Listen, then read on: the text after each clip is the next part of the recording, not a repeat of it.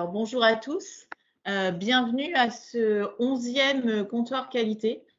Donc aujourd'hui, la thématique qui va être abordée est l'hospitalisation à domicile.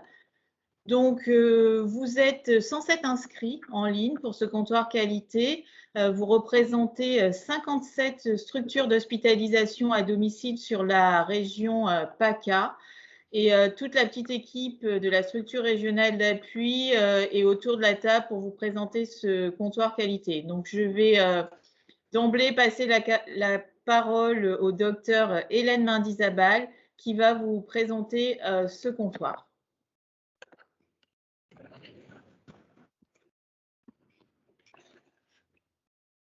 Bonjour. Donc, juste un petit cadrage. Donc, cette présentation un petit peu les généralités de la préparation à la certification, enfin les généralités concernant cette nouvelle version de certification. Je vais vous parler après des spécificités de l'HAD, en sachant qu'évidemment l'HAD est un mode de prise en charge comme l'hospitalisation conventionnelle ou l'ambulatoire, et qu'en réalité, pratiquement presque tous les critères génériques qui s'appliquent en fait aux établissements de santé s'appliquent à l'HAD. Il n'y a que 5 critères qui sont réellement spécifiques par rapport au 131 du manuel de certification, mais c'est à travers ces 5 critères spécifiques que nous allons aborder aussi l'ensemble des méthodes d'évaluation de cette nouvelle certification. Puis je finirai par répondre aux 4 questions qui ont été posées sur donc les particularités donc de la certification en HAD. Donc, si je reviens en arrière, vous savez que j'ai un petit souci de stabilité. Qu'est-ce qui arrive? Pourquoi il n'est pas stable? C'est diapo là, c'est les diapos. Alors, excusez-moi. Donc, non, la précédente. Pourquoi ça passe pas? Voilà. Non. Bon, tant pis. On va dire que les 4 enjeux de la certification sont centrés sur la grande part qui est attribuée donc aux patients, avec en particularité la façon dont les établissements de santé vont mobiliser toute l'expérience du patient, toutes les démarches autour du patient pour pouvoir répondre au mieux aux attentes des patients. Le travail en équipe qui prend toute sa valeur dans la coordination des soins au sein des équipes elles-mêmes ou entre équipes d'établissements de santé. La culture de la pertinence et du résultat, donc pourquoi on propose des prises en charge aux patients, pourquoi on prescrit et comment on évalue, donc en tant qu'équipe de soins, les résultats de cette prise en charge, et finalement comment s'intègre aussi toute notre offre de soins dans l'évolution du système de santé, avec en particulier dans le chapitre 3, la coordination et l'organisation territoriale des prises en charge. Donc, ces 4 grands axes sont ceux qui vont alimenter cette nouvelle certification. Donc, par rapport à la version 2014 de la précédente certification, on voit que le référentiel, donc le manuel de certification a changé. Nous avons maintenant 3 chapitres, l'un sur le patient, l'équipe, deuxième chapitre, et le 3e, c'est donc l'établissement de santé. Ces 3 chapitres permettent donc d'aborder 15 objectifs qualité. Ces 15 objectifs qualité sont eux-mêmes déclinés en critères, avec 131 critères, 111 standards qui s'appliquent donc de manière générale, 15 impératifs, c'est-à-dire c'est ce que les critères impératifs sont les critères que l'expert visiteur ne devrait plus pouvoir retrouver dans un établissement de santé. Et 5 critères avancés qui montrent quelque part la maturité des équipes dans certaines prises en charge, dans certains domaines donc de la prise en charge ou de l'évaluation ou des démarches qualité en santé. Donc, nous avions au préalable 19 critères de pratique exigibles prioritaires avec des éléments d'investigation obligatoires.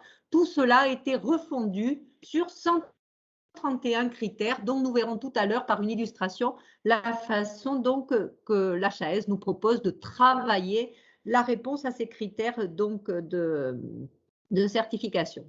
Il y avait autrefois 20 fiches thématiques, on en retrouve 24 des fiches thématiques avec en particulier une fiche sur l'engagement du patient. Et comme au préalable, il y avait une fiche thématique HAD, on a de la même façon dans cette nouvelle certification une fiche qui est spécifique à la prise en charge en HAD.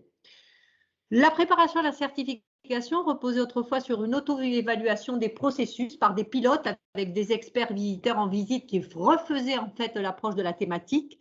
Là, l'évaluation interne est laissée à la libre expérimentation des établissements. Donc, on fait ce que l'on veut en termes de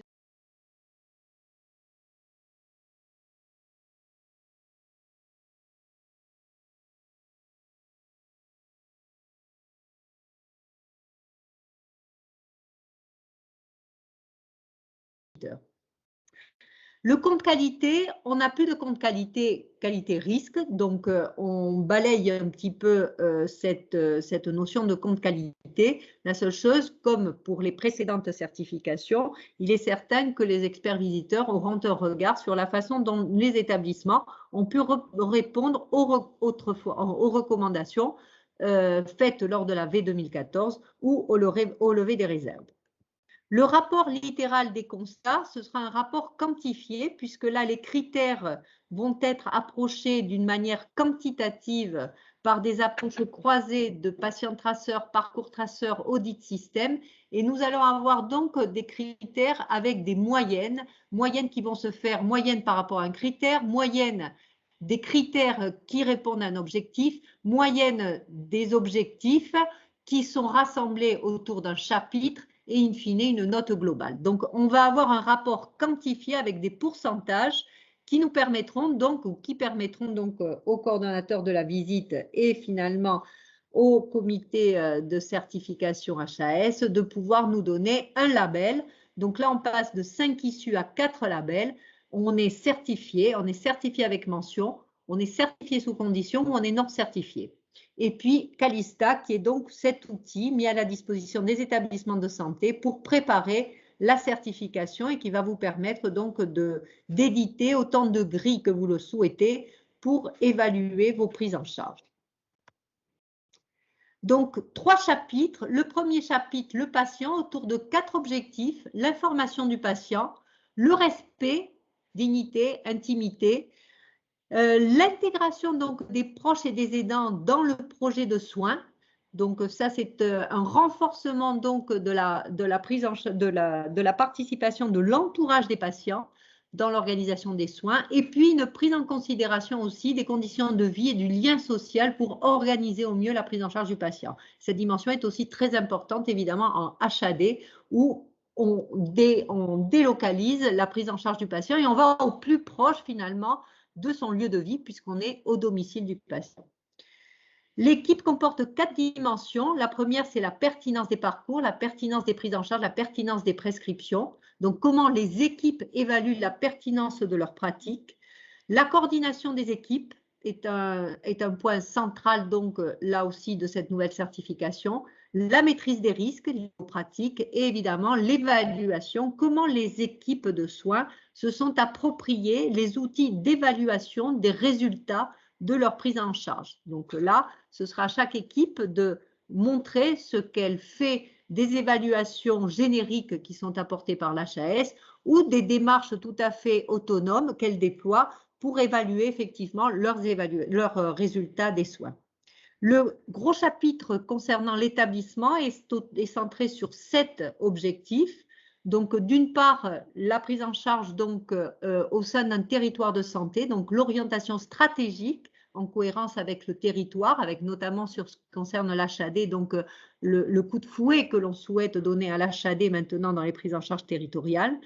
L'engagement des patients avec la participation des patients experts, des patients formateurs, donc comment on développe la participation des patients, des représentants des usagers à l'organisation des soins. La gouvernance qui doit faire preuve de leadership, comment elle motive ses troupes pour animer les démarches qualité et d'amélioration de la prise en charge des patients.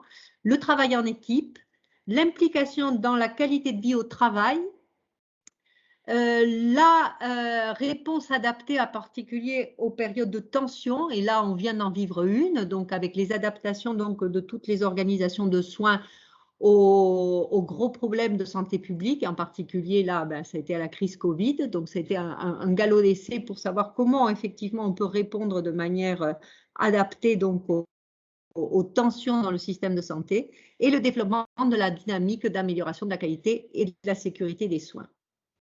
Donc, ces 15 objectifs, on va voir un petit peu. Il y a 131 critères. 90 critères sont des critères qui sont génériques. Les autres critères vont être fonction de profil patient ou de type de prise en charge.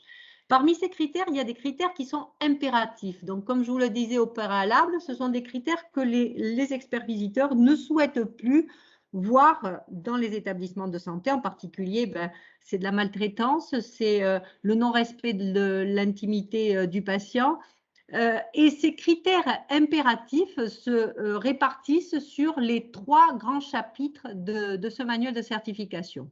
Donc, les critères impératifs, il faut que la note qui sera obtenue à ce critère impératif soit absolument au-dessus du 50% de conformité. Donc, au-delà, il est certain que le critère impératif en lui-même pourra conditionner le résultat de la certification. Donc, les critères impératifs sur le chapitre 1 portent sur le consentement. Donc, le patient doit donner un consentement libre et éclairé aux soins qui lui sont proposés. Le respect de l'intimité et de la dignité du patient lors des soins, lors de sa prise en charge, donc aussi évidemment en HAD. Le soulagement de la douleur et un critère spécifique qui concerne en fait la prise en charge des mineurs, en particulier dans les établissements de santé, avec l'environnement adapté aux mineurs, qui sera peut-être moins adaptable, je vais dire, aux prises en charge en hospitalisation à domicile. Un critère avancé en maternité qui est le projet de naissance. Mais ce projet de naissance est probablement un projet qui peut être aussi partagé lorsqu'il y a des prises en charge obstétricales en pré ou en postpartum avec les équipes d'HAD. Donc, ces critères-là, les critères avancés, sont des critères qui permettront peut-être d'obtenir un label, une mention, comme un plus, je vais dire, dans le cadre donc de cette nouvelle certification. Dans le chapitre les équipes de soins, il y a 7 critères impératifs, en particulier les critères sur la gestion des médicaments à risque. Et donc ça, c'est chaque équipe de soins, chaque prise en charge qui doit définir quels sont les médicaments à risque qui sont usités dans les prises en charge, en particulier en HAD, et l'ensemble des dispositions de maîtrise de ces risques qu'elle déploie sur tout le process de l'utilisation de ces médicaments à risque, en particulier à domicile du patient. L'analyse des événements indésirables graves associés aux soins sont aussi un des critères impératifs. Puis après, il y a des critères qui sont spécifiques à des prises en charge, donc que ce soit en psychiatrie, en chirurgie ou à la maternité. Ce sont des critères donc relatifs donc aux mesures restrictives de liberté en psychiatrie et santé mentale, l'examen somatique attendu pour tout patient hospitalisé en psychiatrie. Donc là, ce sont des critères qui seront probablement peu adaptés à la prise en charge en HAD, l'utilisation de la checklist en chirurgie, la maîtrise des risques d'antibioprophylaxie en chirurgie, là aussi c'est non adapté à l'HAD, et la maîtrise des risques liés à l'HPP, ça concerne davantage la maternité qu'un retour très précoce en HAD. Mais c'est quand même à considérer. Les critères avancés, c'est la conciliation des traitements médicamenteux. Et on peut très bien avoir pour des patients vulnérables un développement de l'HAD en lien avec la pharmacie pour pouvoir faire cette fameuse conciliation des traitements médicamenteux à l'entrée ou surtout à la sortie du patient en HAD. Les 7 objectifs de l'établissement donnent 4 critères impératifs. Donc, en particulier, c'est la prise en considération de la maltraitance ordinaire. Donc, cette maltraitance ordinaire peut être vue aussi au domicile du patient. Donc, ça peut être de la maltraitance par des soignants, de la maltraitance par l'entourage du patient. Le management de la qualité et la sécurité des soins est un critère impératif. La maîtrise des tensions et situations exceptionnelles. Et l'usage des indicateurs qualité et sécurité des soins. Donc, toutes les structures d'HAD ont actuellement des indicateurs IQSS. Donc, la question, c'est qu'est-ce que l'on fait? Comment ces indicateurs IQSS sont appropriés par les équipes d'HAD pour alimenter leur démarche d'amélioration de la qualité et de la sécurité des soins? Les 3 critères avancés concernent l'expertise des patients, qui peut être aussi sollicitée en HAD, le travail en équipe, avec des inscriptions en particulier dans les démarches pacte promues par l'HAS ou l'accréditation des médecins et équipes qui, eux, concernent davantage les spécialités à risque. Donc, pour approfondir notre connaissance en matière donc, des attendus de l'HAS en HAD, il y avait une approche thématique en V2014. En V2020, vous avez une fiche thématique qui est l'évaluation de l'hospitalisation à domicile, centrée en particulier sur toute la maîtrise des produits de santé.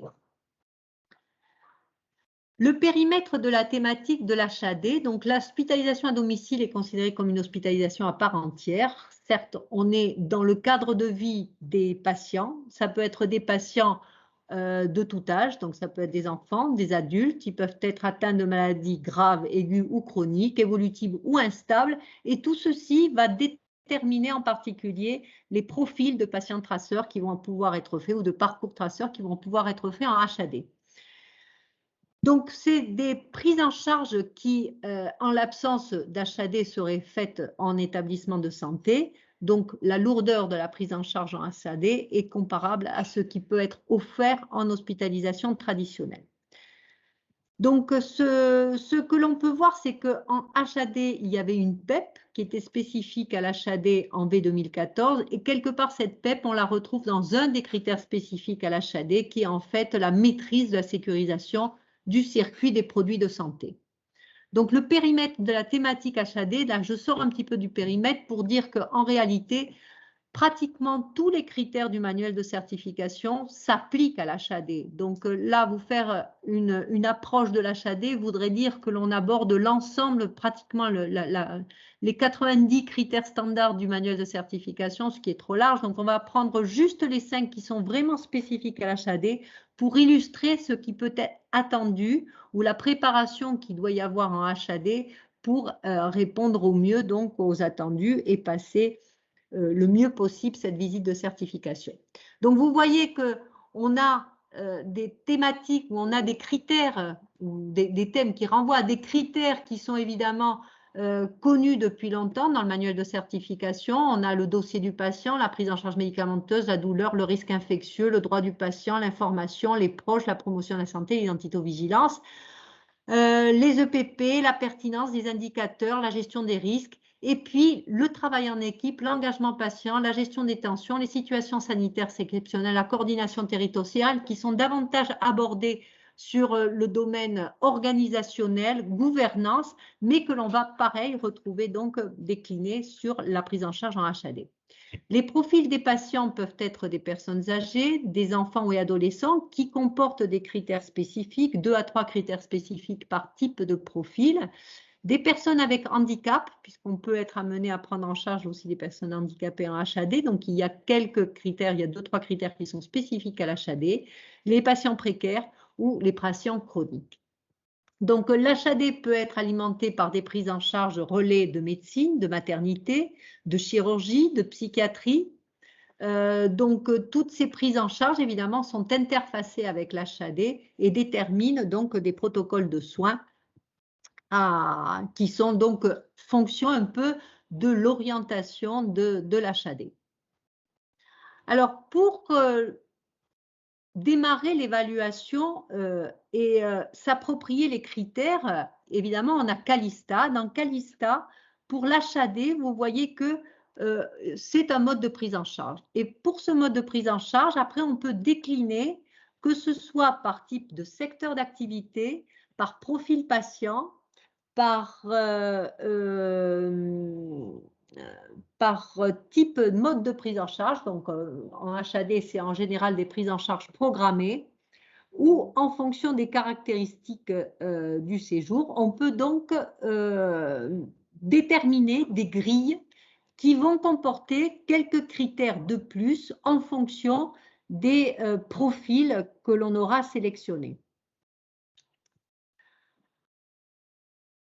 Alors, là, on va approcher les 5 critères qui sont spécifiques à l'HAD.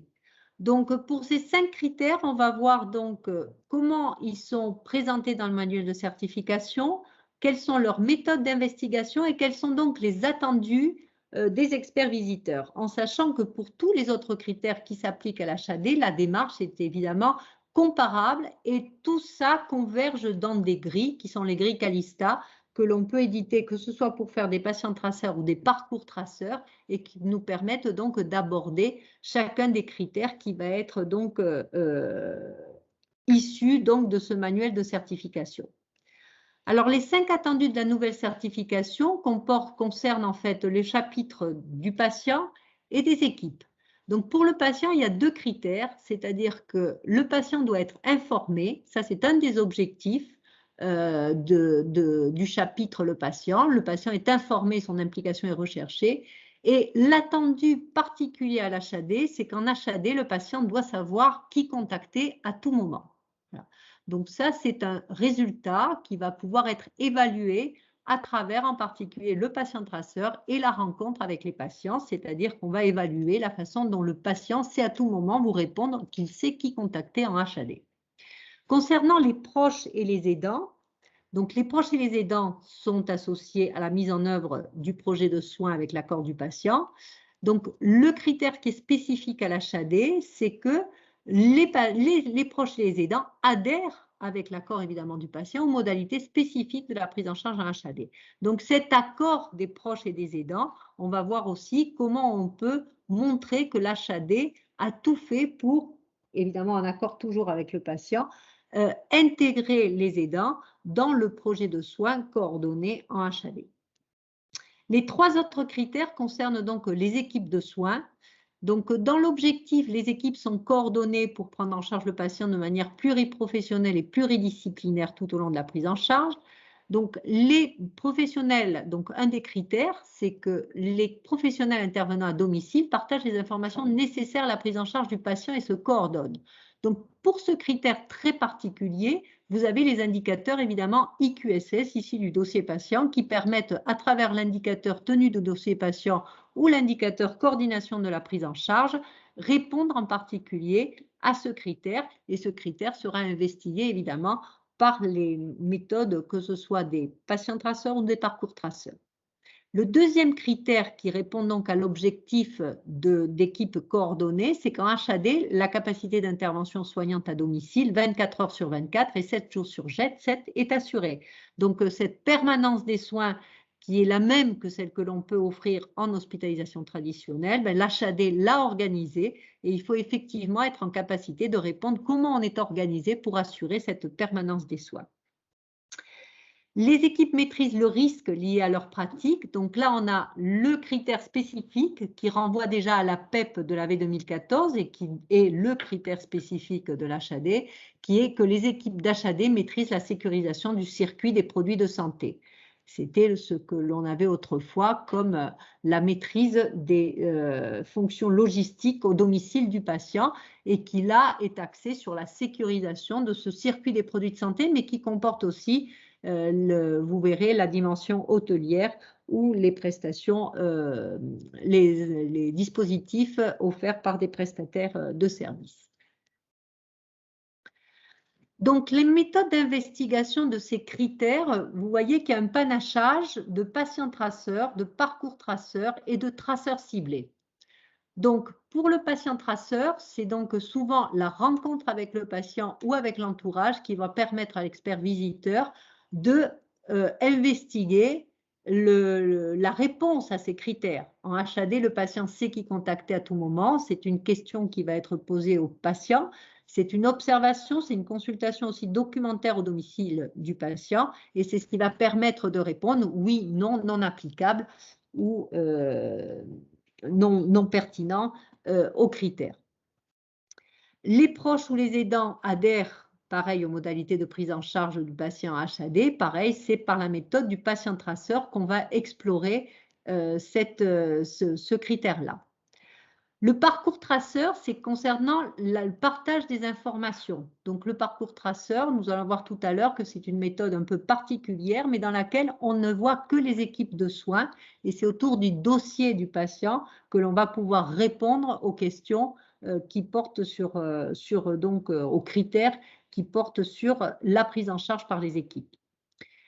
En HAD, la capacité d'intervention soignante à domicile 24 heures sur 24 et 7 jours sur 7 est assurée. Ben, vous voyez qu'il y a à la fois du patient traceur et du parcours traceur, puisque finalement, dans le patient traceur, on a la première question qui est en HAD, le patient sait qui contacter à tout moment, et quelque part, c'est le pendant du fait que l'on ait organisé une permanence des soins 24 heures sur 24 au niveau des équipes. Donc, nous avons donc 2 critères qui se renvoient avec des méthodes d'investigation qui sont complémentaires, patient traceur et parcours traceur. Et les équipes maîtrisent la sécurisation du circuit des produits de santé. Là, on voit apparaître aussi, alors certes, il y a toute la dimension patient-traceur avec en particulier l'information, la formation du patient, de son entourage aux risques que peuvent représenter les produits de santé qui sont laissés au domicile du patient. Et puis, on a le traceur ciblé qui va nous permettre aussi d'investiguer la gestion, par exemple, d'un médicament au domicile du patient. Donc, on a 3 méthodes d'approche de ces critères spécifiques que l'on va voir un petit peu plus en détail pour mieux s'approprier donc ces méthodes d'investigation. Donc, le patient traceur, donc vous voyez, il y a 4 critères sur les 5 spécifiques à l'HAD qui relèvent d'une méthode d'investigation par patient traceur. Le patient traceur, c'est la même chose qu'en V2014. Il faut évidemment choisir un profil de patient traceur qui soit en cohérence avec les profils de patients qui sont pris en charge en HAD. Donc ça dépend si on ne prend que des adultes, si on prend que des adultes, des enfants, s'il y a aussi le suivi des femmes enceintes. Donc, les profils peuvent être très diversifiés ou très monocordes en fonction de l'orientation de l'HAD.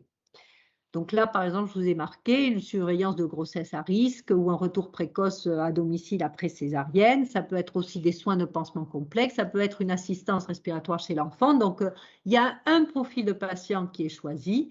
Il faut demander l'accord d'un patient pour effectivement pouvoir faire cette méthode de patient traceur au domicile du patient. Et on va interroger le patient sur sa prise en charge à domicile avec la grille qui est éditée à partir de Calista en fonction du profil qu'on aura sélectionné, patient chronique ou patient non chronique. Est-ce que c'est une prise en charge chronique ou c'est en dehors d'une prise en charge chronique? Est-ce que c'est un patient âgé? Est-ce que c'est un patient enfant, adolescent ou est-ce que c'est un adulte normal? Donc, en fonction de ces différentes variantes, nous pourrons avoir quelques critères de plus d'investigation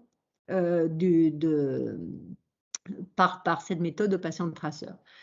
Donc, il y a la rencontre avec le patient, il y a le remplissage de la grille qui correspond donc avec ces entretiens avec le patient traceur.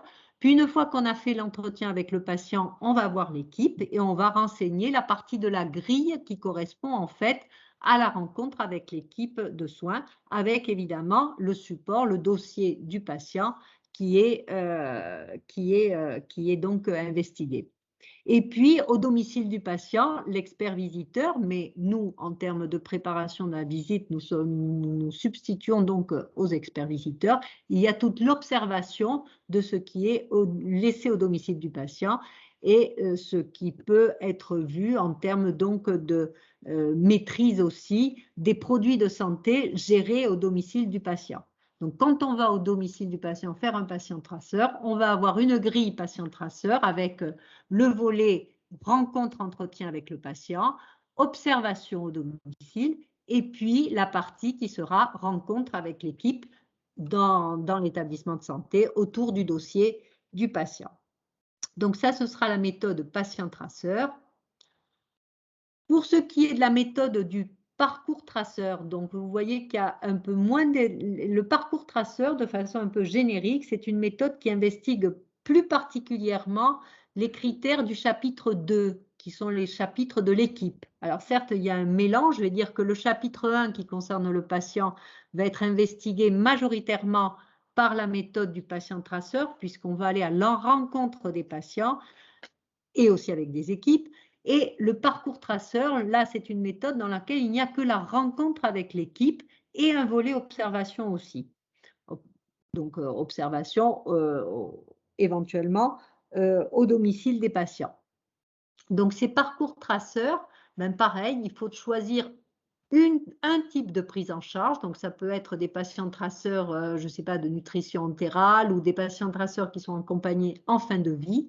On sélectionne 5 prises en charge qui ont été achevées dans le mois qui précède donc l'évaluation. On sélectionne un dossier qui sera le dossier fil rouge, c'est-à-dire sur lequel on va essayer de porter toutes les questions et on garde les 4 autres dossiers éventuellement sous le coude pour pouvoir compléter si jamais on trouve une réponse qui n'est pas satisfaisante lors de l'entretien avec les patients, avec l'équipe, aux questions qui sont posées pour aborder l'ensemble des critères de ce parcours traceur. Donc, vous voyez, la méthode parcours traceur, on est vraiment que en dialogue avec les équipes et on va investiguer donc essentiellement les domaines de la coordination des soins avec les équipes, la façon qu'ils ont d'évaluer la pertinence des prises en charge, la façon qu'ils ont d'utiliser les indicateurs et de développer des indicateurs d'évaluation de leurs résultats et la façon qu'ils ont de maîtriser les principaux risques, en particulier les risques qui pourraient être en lien avec les profils de patients traceurs investigués. Si c'est des patients traceurs qui concernent des prises en charge médicamenteuses à risque, eh bien, on va investiguer la façon dont les équipes vont aussi maîtriser les risques par rapport donc aux médicaments au domicile du patient. La dernière méthode d'évaluation, c'est le traceur ciblé. Et cette méthode, elle est tout à fait adaptée à l'investigation concernant la sécurisation des circuits des produits de santé.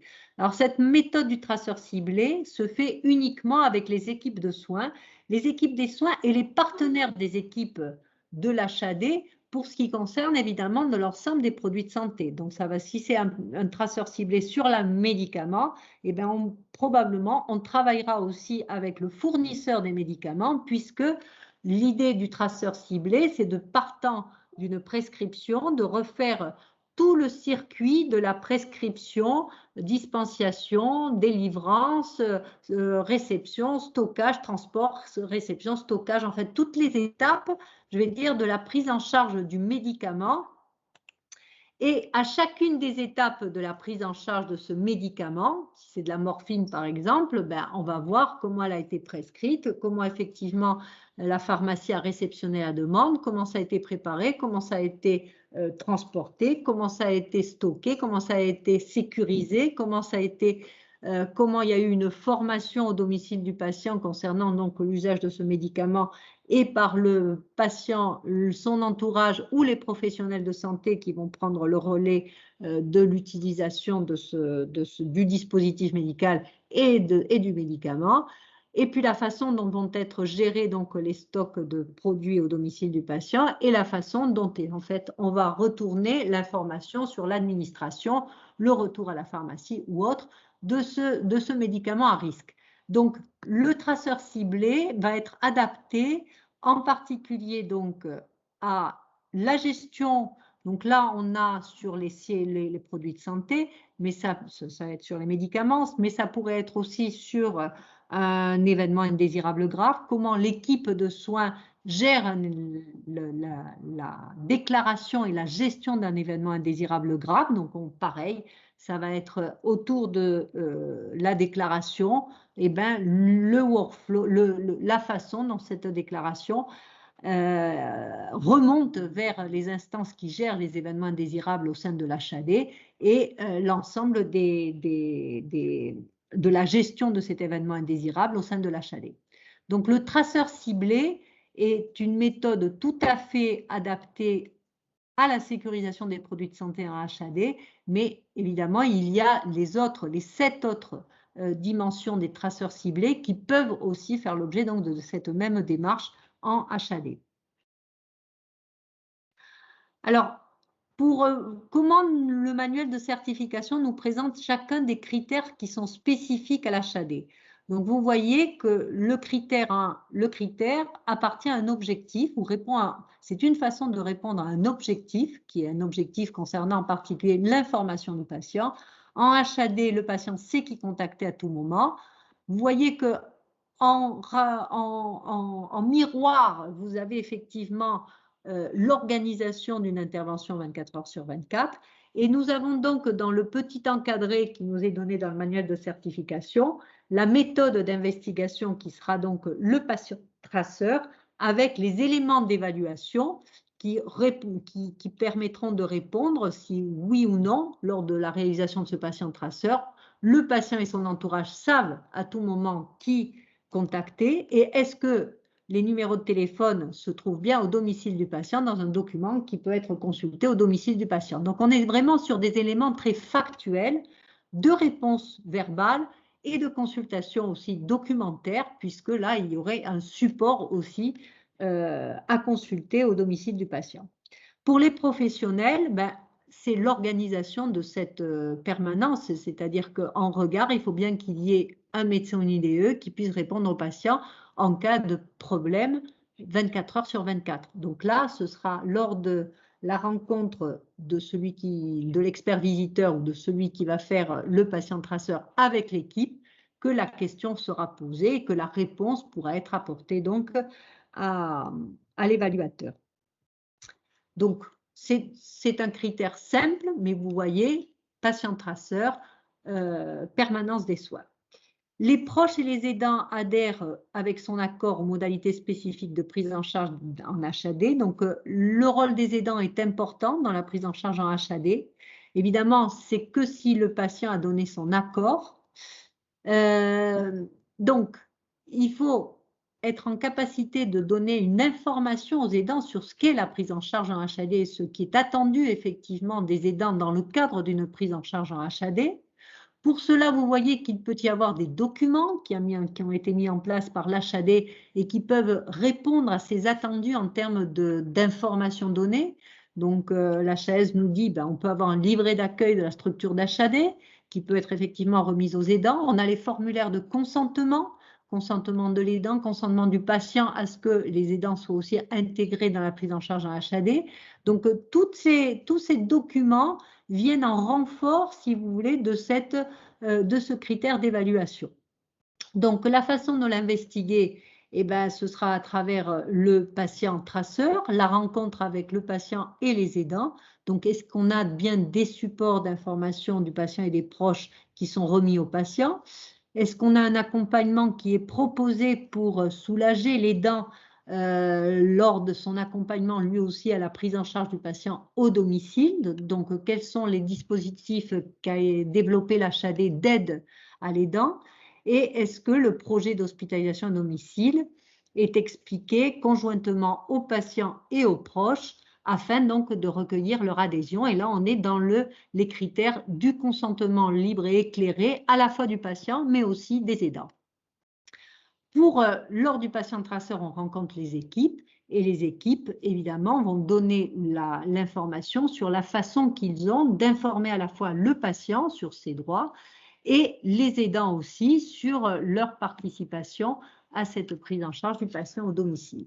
Donc, on est toujours sur la démarche patient-traceur avec, évidemment, cette consultation documentaire qui va venir renforcer la réponse des professionnels de santé sur les modalités d'information du patient et d'explication et du patient et des aidants de la façon dont les choses peuvent s'organiser au domicile du patient. Alors, les experts visiteurs, donc ça, vous le retrouverez dans la fiche thématique, puisqu'il vous indique la façon dont l'expert visiteur va demander bien plus particulièrement au patient.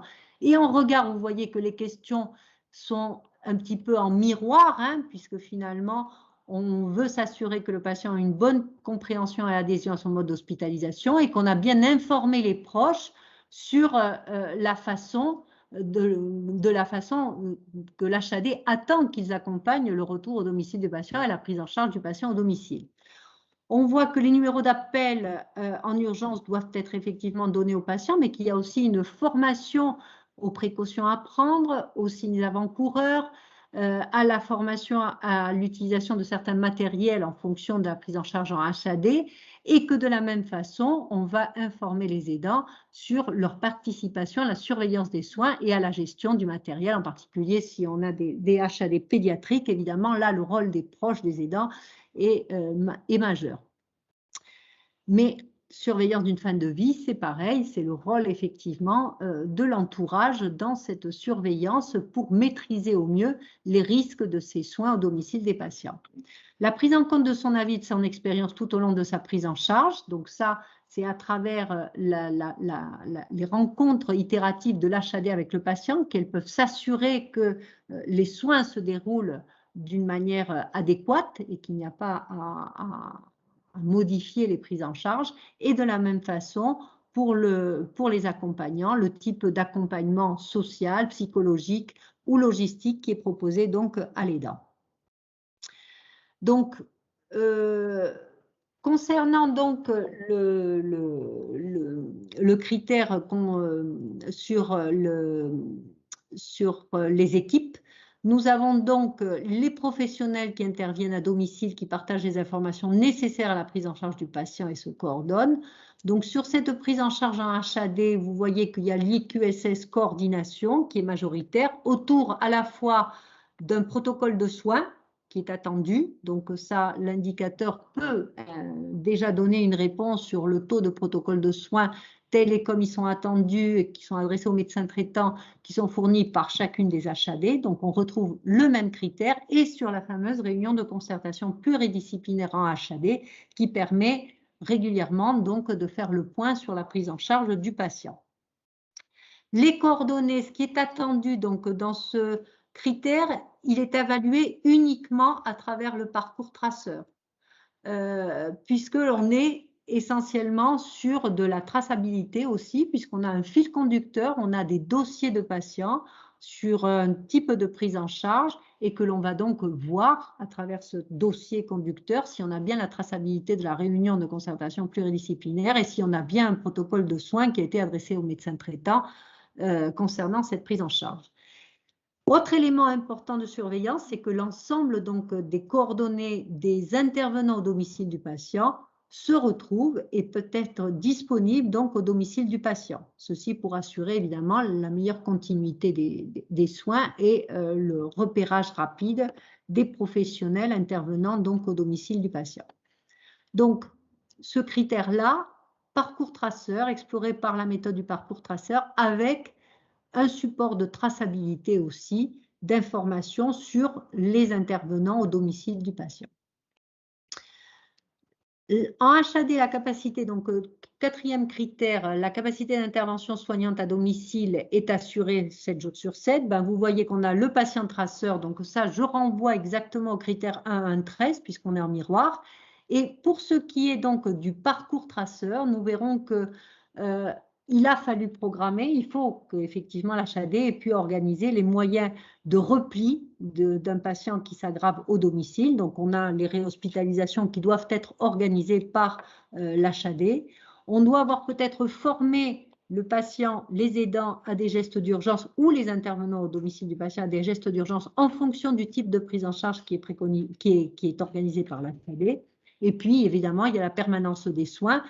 Il doit y avoir quelqu'un de l'HAD qui puisse être joint 24 heures sur 24 en cas de dégradation de l'état de santé du patient. Alors, les experts visiteurs, là aussi, la fiche thématique HAD nous décline l'ensemble des éléments qui doivent faire l'objet donc d'une réflexion par l'HAD et qu'on doit pouvoir retrouver dans chacune des prises en charge. Ben, vous voyez qu'il y a les numéros d'appel, il y a l'astreinte, il y a un accès à un avis médical. Il y a une organisation en cas de transfert. On a l'identification des patients à fort risque vital. Donc là, on est dans l'identification des risques patients. On doit avoir des conduites à tenir à la fois en urgence au domicile du patient. On doit avoir du matériel éventuellement au domicile du patient pour pallier donc à une urgence. On doit avoir des supports d'information qui doivent être disponibles au domicile et une formation de l'ensemble de l'entourage et des professionnels à leur usage au domicile du patient. Et donc, toute cette organisation-là, ben, ça permet de répondre effectivement à cette prise en charge d'une dégradation et donc d'une permanence des soins 7 jours sur 7, donc au domicile du patient. Donc, vous retrouverez dans le dossier du patient les coordonnées des différents intervenants de la prise en charge du patient. Donc, ça, c'est important pour qu'à tout moment, le patient sache qui joindre en cas effectivement du problème qu'il a.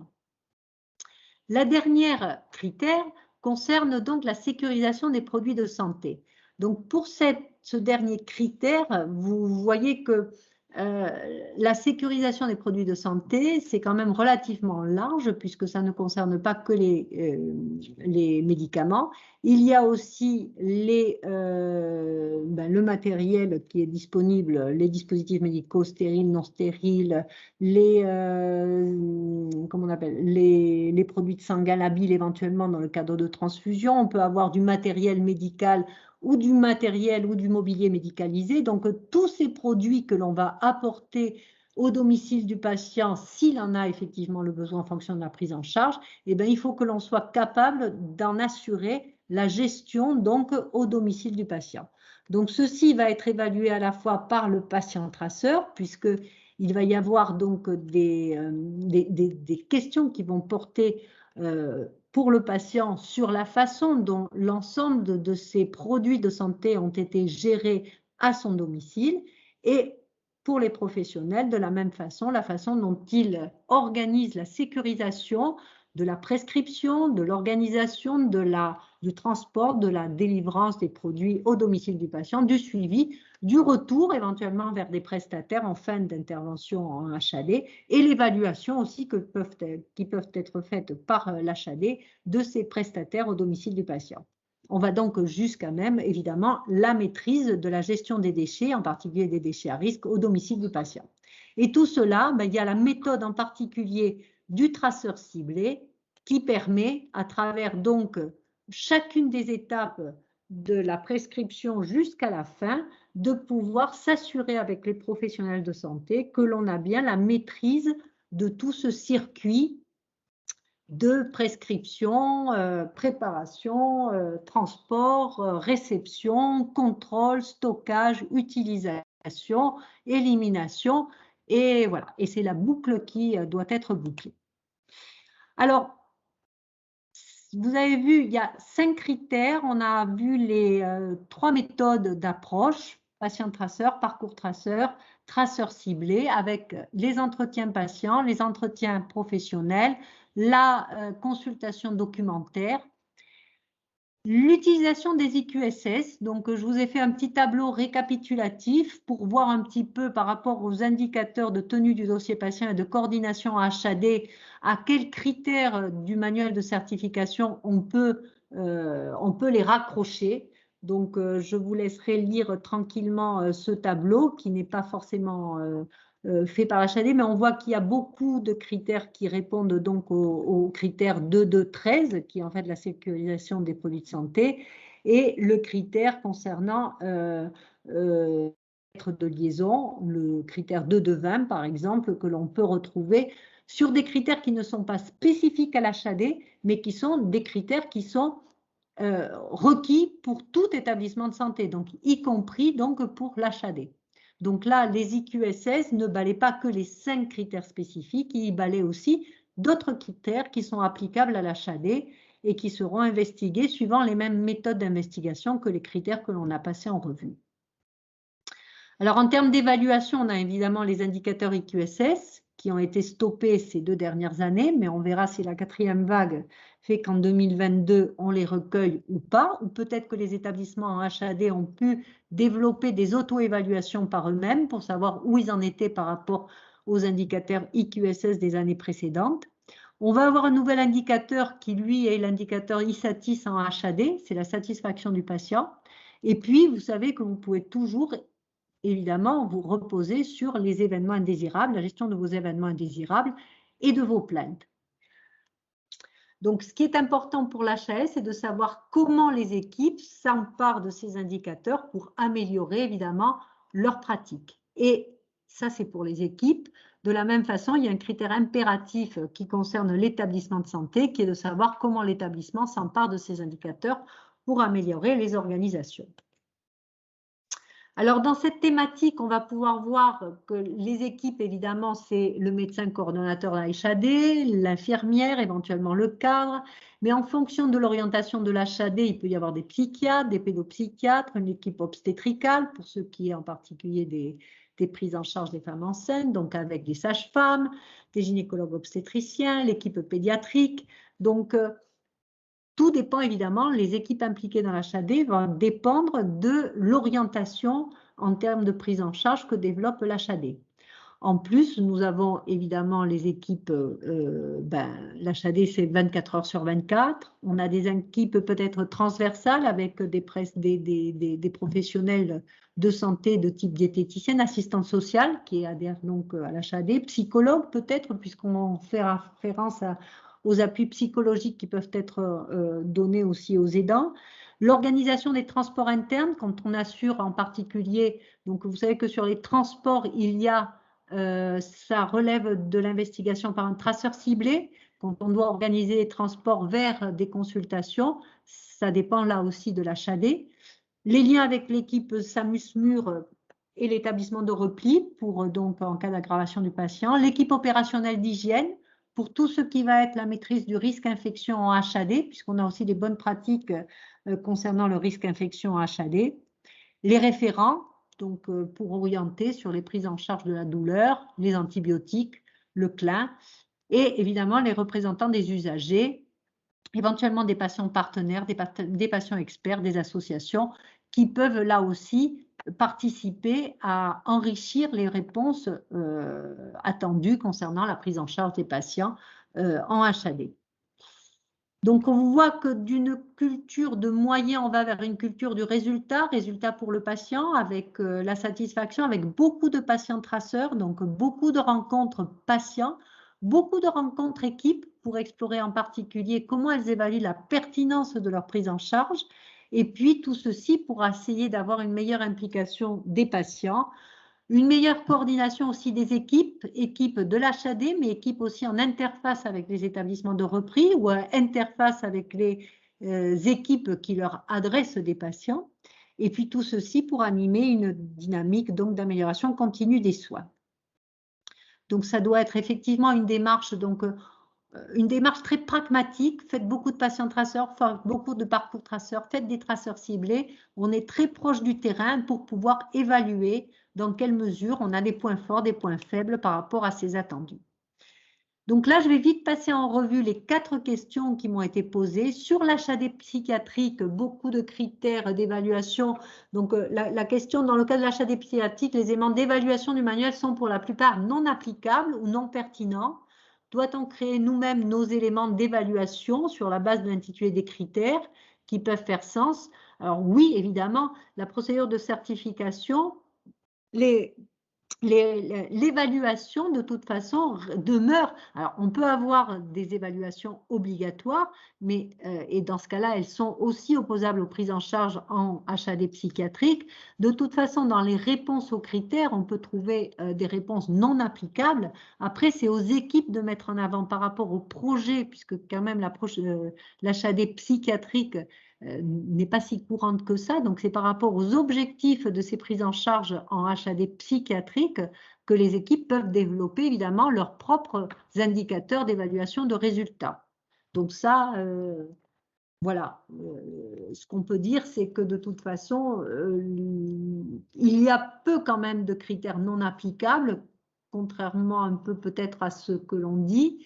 Et l'HAS n'aime certes, à part les IQSS, mais sinon, l'HAS promeut plutôt l'évaluation par les équipes de leurs résultats. Donc, allez-y, foncez sur des indicateurs de résultats. Concernant le circuit du médicament, on a vu le traceur ciblé. Et le circuit du médicament en HAD dépend évidemment des conventions que l'on passe ou des organisations que l'on a avec une pharmacie intérieure pour certains établissements de santé, et sinon des conventions que l'on peut avoir passées avec des pharmacies de ville ou avec les EHPAD, puisque tout dépend en fait effectivement de l'organisation, tout dépend du type d'HAD que vous avez et de l'organisation des prises en charge, mais qui sont en général convenues à travers des conventions. Concernant le risque infectieux, donc je vous ai mis là une liste d'approches. Donc, comment le risque infectieux sera évalué en HAD sur le terrain et sur le dossier du patient. Donc, effectivement, on peut, par le biais du patient traceur, s'entretenir avec le patient et l'entourage et savoir déjà s'ils ont été sensibilisés à toutes les bonnes pratiques, évidemment, concernant la maîtrise du risque infection, en particulier l'hygiène des mains. sur la Covid et le problème de l'isolement ou des gestes barrières, pour être tout à fait contextuel. Sur l'usage des pansements transparents quand on a des dispositifs invasifs à demeure, sur le sondage urinaire, la ventilation assistée. Donc, tout ça peut être investigué en termes d'information, formation donnée aux patients. On peut le retrouver, les mêmes questions aux professionnels, savoir effectivement, concernant les risques infectieux, les bonnes pratiques, comment ils s'organisent.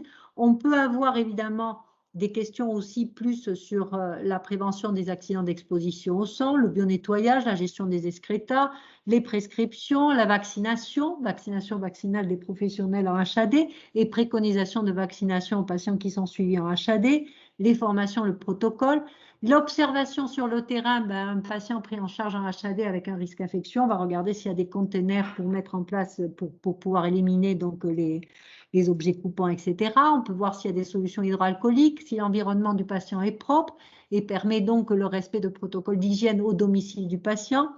On peut faire un traceur ciblé, puisqu'il y a la prévention des infections associées aux soins.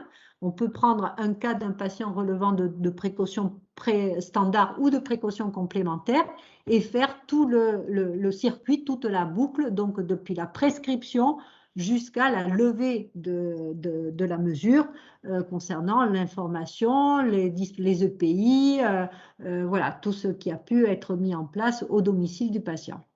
Et puis, en termes de gouvernance, il peut être aussi demandé quelle est donc en particulier la politique vaccinale développée par rapport aux professionnels qui actuellement sont en HAD.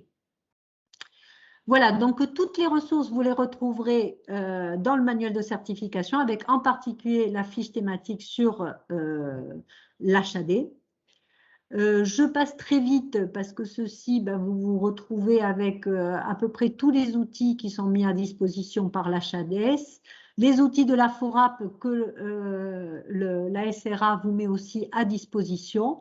Et puis, vous savez que là, c'était le dernier comptoir et que le prochain comptoir, et que le prochain comptoir aura lieu donc en septembre avec en particulier 3 thématiques qui vont être abordées, l'engagement patient, la qualité de la gestion des risques et puis la troisième sera à venir. Voilà, je vous remercie et vous souhaite de bonnes vacances.